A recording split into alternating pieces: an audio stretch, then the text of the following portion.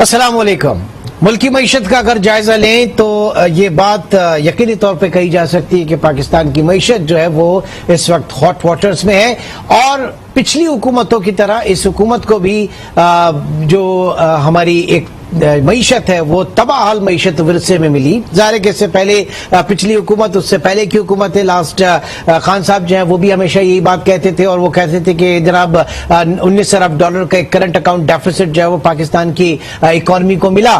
اب جب ان کے جانے کے بعد چیزیں سامنے آ رہی ہیں تو بجائے طور پر چاہے مفتاح اسماعیل ہوں یا پرائم منسٹر شہباز شریف ہوں، ان کا بھی یہی کہنا ہے کہ ہمیں ورثے میں ایک تباہ حال معیشت ملی ہے. بہرحال اس میں صرف پاکستانی نہیں، ہم اگر عالمی اقتصادی منظرنامہ دیکھیں تو وہ بھی کسی طور سے ہمارے موافق نہیں ہے، اسپیشلی اگر یوکرین اور رشیا کے تنازع کو دیکھیں. وہاں پہ آئل پرائسز جو ہیں وہ فلیئر اپ ہوئی، اور دوسری یہ کہ رشیا سے، یوکرین سے، بیلاروس سے جو فوڈ سپلائی تھی دنیا بھر کے لیے وہ معطل ہوئی، اور اس کے بعد انہوں نے دیکھا کہ ایک انفلیشنری پریشر جو ہے وہ پوری دنیا میں دیکھا جا رہا ہے. تو پاکستان بھی انہی حالات سے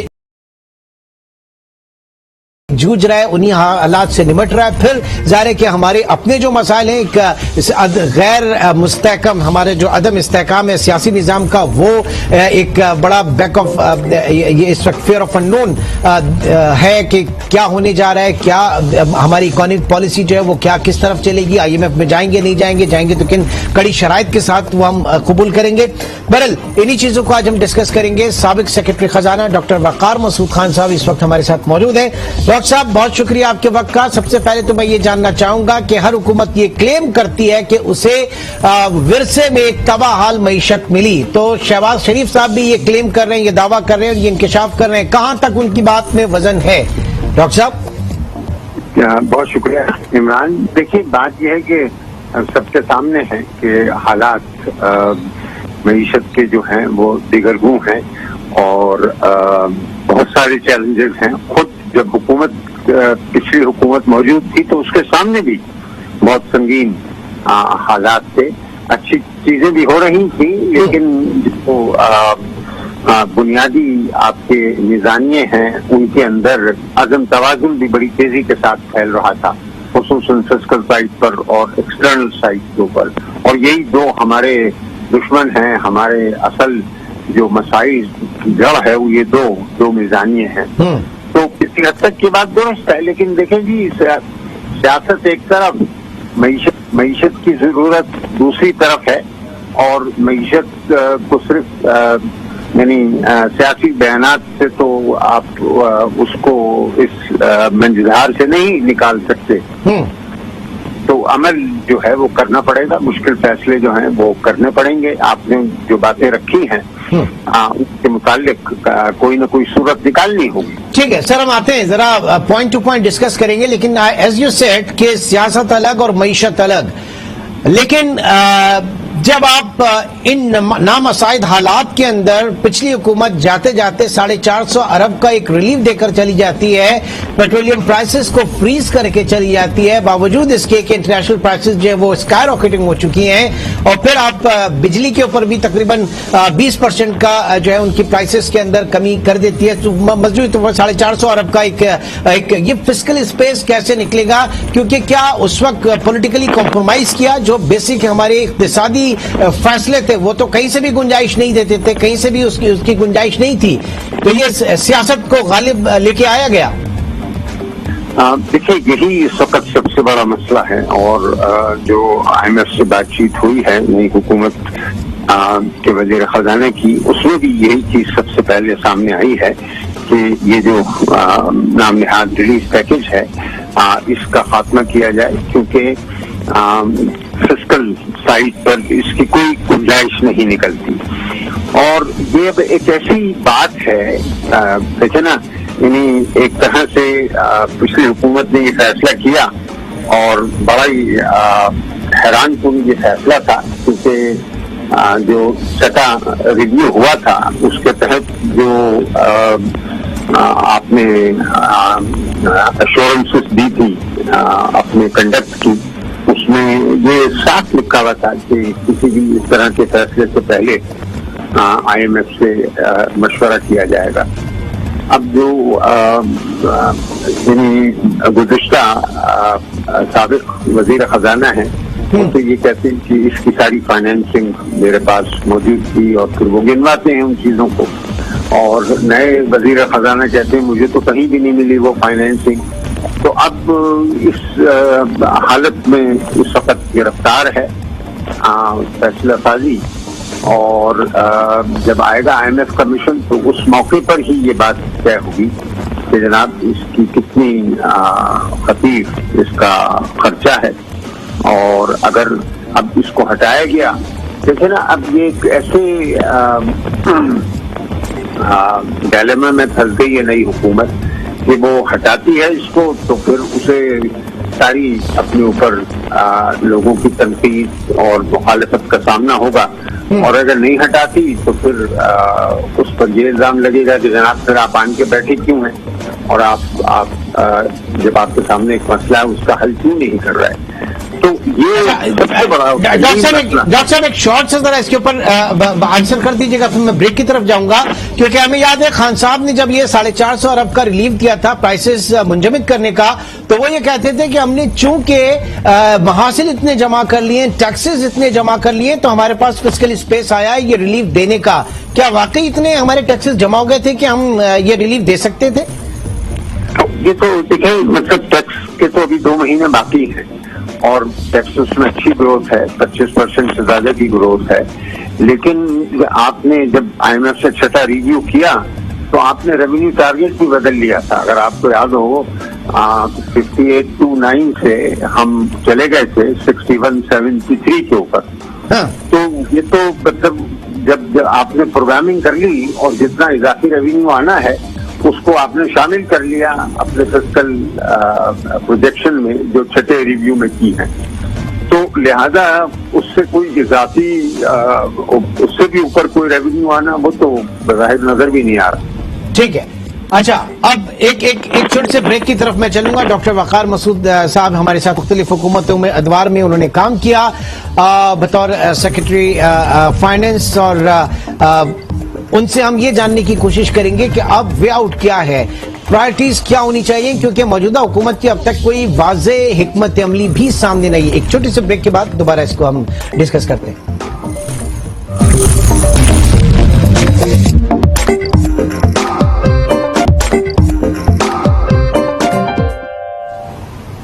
वेलकम बैक। डॉक्टर वकार मसूद खान साहब हमारे साथ मौजूद हैं। डॉक्टर साहब, अभी मौजूदा हुकूमत जो है उनकी क्या स्ट्रेटजी आपको नजर आ रही है, इक्तिसादी पॉलिसी क्या होगी, क्योंकि अभी तो स्टेटस को के ऊपर है, चाहे आप मॉनेटरी पॉलिसी के हवाले से देख लें, आप एक्सचेंज रेट के हवाले से देख लें, आप फिर इस ऑयल पेट्रोलियम प्राइसेस के हवाले से देख लें, स्टेटस को के अंदर है, तो इनकी क्या एक स्ट्रेटजी होनी चाहिए? देखिए मतलब 2 मसले हैं। एक तो ये पैकेज बिल्कुल अपनी आबूताब के साथ खड़ा हुआ है और इससे मुताल्लिक फैसला करना है, क्योंकि ये एक बहुत बड़ा बिगाड़ है आपकी मीशत के अंदर। ठीक है, आपके पास इतने वसाइल नहीं है। सबसे बड़ी बात ये होती है कि आप अगर कीमत बढ़ाइए और उसको ना बढ़ने दें तो इसका मतलब ये होता है कि जैसे हम कहते हैं सब ऑप्टिमल कंजम्पशन, गैर जरूरी जो है मांग हो रही होती है और आपके पास सप्लाई नहीं है उस मांग को पूरा करने के लिए। तो अगर कीमतें बढ़ती हैं पेट्रोलियम की तो लोग उसका इस्तेमाल कम करेंगे। ठीक, और यही इस वक्त सबसे ज्यादा आपके लिए फॉरेन एक्सचेंज के लिहाज से भी, एक्सटर्नल अकाउंट में भी सबसे बड़ा मसला जो है वो ये बना हुआ है। और फिर बजट है, और बजट के अंदर अभी तो आप 9 महीने के नताइज आपके सामने आ गए हैं और 4% का डेफिसिट कर लिया है, जो पिछले साल के मुकाबले में कोई तकरीबन 50-60% ज्यादा है। तो ये इस वक्त आपकी हालत है सर। और ये भी मैं आपसे अर्ज करता चलूं कि जो चौथी छमाही होती है उसमें सबसे ज्यादा खर्चा होता है। यानी 3.5 हुआ था पिछले साल, और अब जो है और चौथे क्वार्टर के अंदर जाकर यही चीज जो है 3.6 सिर्फ एक लास्ट क्वार्टर में हुई। तो अब अगर इतने ही 4 और 4 आखिरी क्वार्टर में होगा तो 8% तो कहीं नहीं गया। लेकिन वजीर खजाना कहते हैं कि जनाब ये तो मतलब इससे भी ज्यादा है और 5.6 ट्रिलियन तक उसका अंदाजा लगा रहे हैं, और एक आध रिपोर्ट के अंदर तो 10% भी कहा है।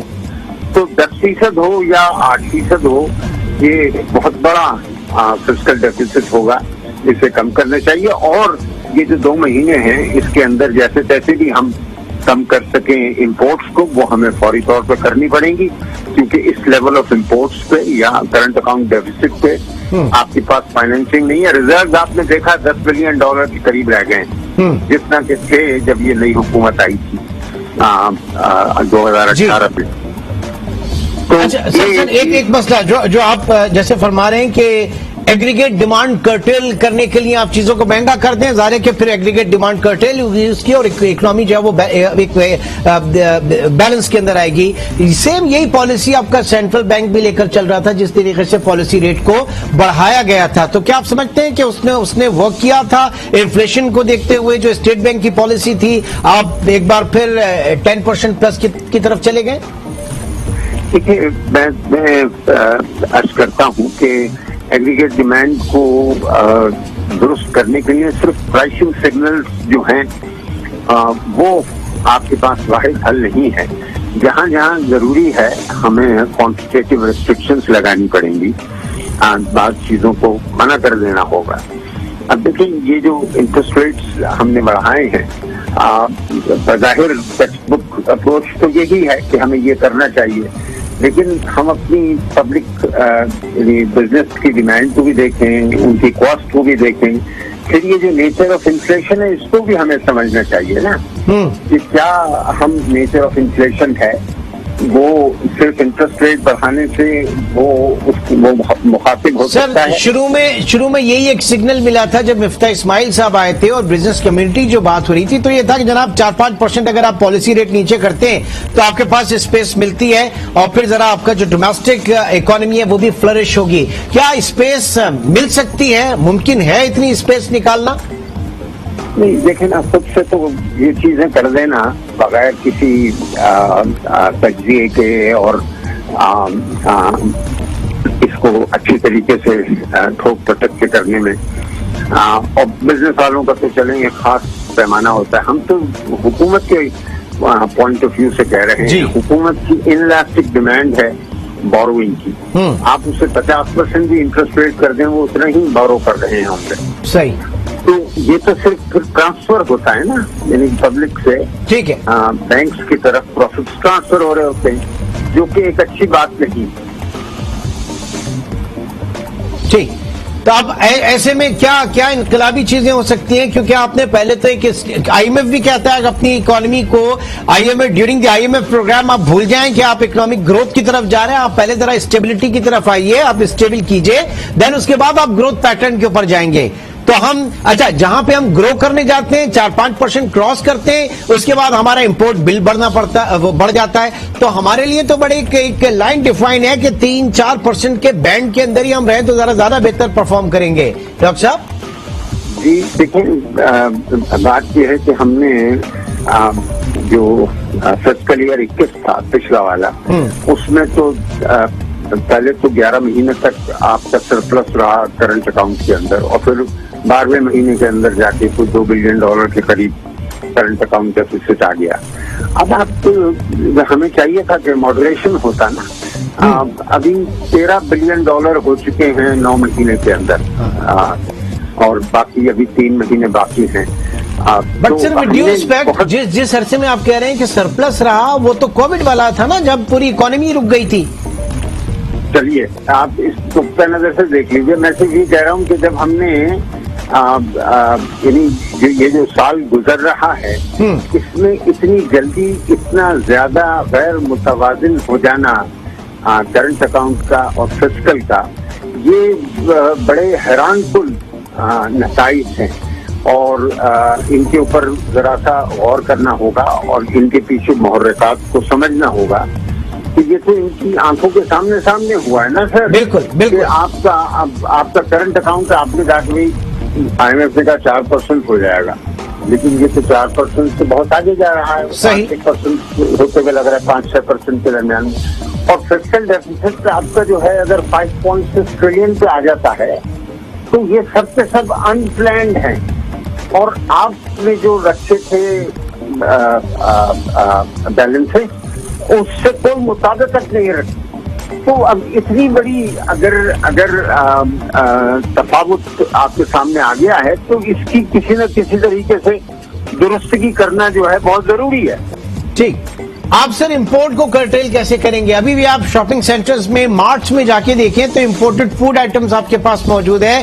لگژری گاڑیاں جو ہیں وہ تو ایک الگ چیز ہے، بٹ چھوٹے چھوٹے ڈاگ فیڈ وغیرہ وہاں پر موجود ہے. کیٹ فیڈ امپورٹڈ جو پاکستان میں آلٹرنیٹ جس کا ہے ہمارے پاس ہے. بٹر پنیر وغیرہ بھی سب امپورٹڈ بھرے ہوئے ہیں. یہ کس سطح پہ کیسے روکے جائیں گے اگر آپ ان کا امپورٹ بل کنٹرول کرنا چاہیں؟ دیکھیں جناب، بہت سارے طریقے ہوتے ہیں.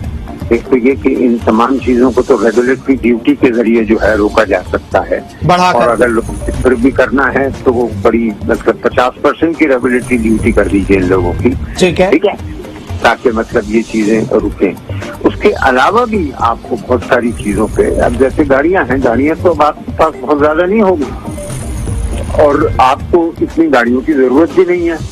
اور اگر بڑھ رہی ہیں گاڑیوں کی اتنی مانگ ہے تو پھر لوگوں کے پاس پیسہ ہے، وہ پھر گورنمنٹ کو ٹیکس بھی ادا کرے. تو بہت سارے طریقے ہیں سر. میں تو کہہ رہا ہوں سب سے بڑھ کے پرائسز ٹھیک کریں. جہاں پرائسز کے ٹھیک کرنے سے امپورٹس کم ہوں گی. ان تمام چیزوں کو آپ جمع خرچ کریں گے تو بہت زیادہ ان کا اثر نہیں ہے. اصل اثر جو ہے کہ پچھلے سال 9 مہینوں کے اندر $7.5 ارب تھا، جو 15 ارب ڈالر تک پہنچ گیا ہے. جو 15 ارب ڈالر تک پہنچ گیا ہے. صحیح. تو اس کا مطلب یہ ہے سر کہ آپ مطلب لوگوں کو بے حساب پیٹرولیم منگانے دے رہے ہیں پروڈکٹ. یہ آپ نہیں کر سکتے نا. تو اگر آپ مطلب جو ہے پرائس کو نہیں چھیڑیں گے اور ایسے ہی رہنے دیں گے تو یہ تو اتنی مانگ رہے گی. پھر اس کے لیے جو ہے آپ کو کوانٹیٹیو ریسٹرکشنز کی طرف جانا پڑے گا. ٹھیک ہے. اچھا سر، ایک چیز میں نے دیکھی بڑی یہ جو شاپنگ مالز وغیرہ ہیں، شادی ہالز وغیرہ ہیں، بے تحاشا لائٹنگ، جنریٹرز ان کے چل رہے ہیں. جناب ہم کے الیکٹرک کے اوپر نہیں چلا رہے ہیں، ہم گورنمنٹ کی بجلی نہیں لے رہے ہیں، ہم اپنا فیول جو ہے وہ خود منگوا کے کر رہے ہیں. تو بھائی وہ بھی تو آپ امپورٹ کر رہے ہیں نا، آپ خود سے جا کے تو نہیں لے رہے. گورنمنٹ امپورٹ کر رہی ہے اور ڈالر پے کر رہی ہے اس کے اوپر. ایک قطرہ امپورٹڈ ہے جی. کیونکہ اگر لوکلی پروڈیوس بھی ہے تو کروڈ آئل امپورٹڈ ہے. ٹھیک. یعنی اس وقت عوام کو آگاہی دینے کی اور ظاہر ہے کہ حکومت یہ کوانٹیٹیو ریسٹرکشنز لگائے تاکہ حالات بہتر ہوں. بہت بہت شکریہ ڈاکٹر صاحب بہت بہت شکریہ. آپ ہمارے ساتھ ظاہر ہے کہ وہ ساری چیزیں جو ہم آتے جاتے آبزرو کرتے ہیں. آپ ذرا مالز میں جا کے دیکھیں، مارٹس میں جا کے دیکھیں کتنی امپورٹڈ چیزیں ہیں. کھانے پینے کے نام پر ڈیری پروڈکٹس اتنی زیادہ امپورٹڈ موجود ہیں. یہ ساری وہ چیزیں ہیں جو ہم باہر سے منگواتے ہیں اور ان کے لیے ہم ڈالرز پے کرتے ہیں. آپ کے ملک کا خزانہ جو ہے وہ خرچ ہوتا ہے، آپ کے فوریکس ریزرو جو ہیں وہ خرچ ہوتے ہیں. اسی طریقے سے جا کے دیکھیں شادی ہالز کے اوپر اور مالز کے اوپر جو لائٹنگ ہوئی ہے، جو جنریٹر کے اوپر چل رہی ہے، وہ سارا کا سارا ان کا جو ایندھن ہے، ان کا جو فیول ہے وہ بھی امپورٹڈ ہے، وہ بھی حکومت امپورٹ کر رہی ہے. تو خدا را اس کے اوپر غور کریں. انشاءاللہ آپ سے پھر ملاقات ہوگی. اپنا بہت خیال رکھیے گا. اللہ حافظ.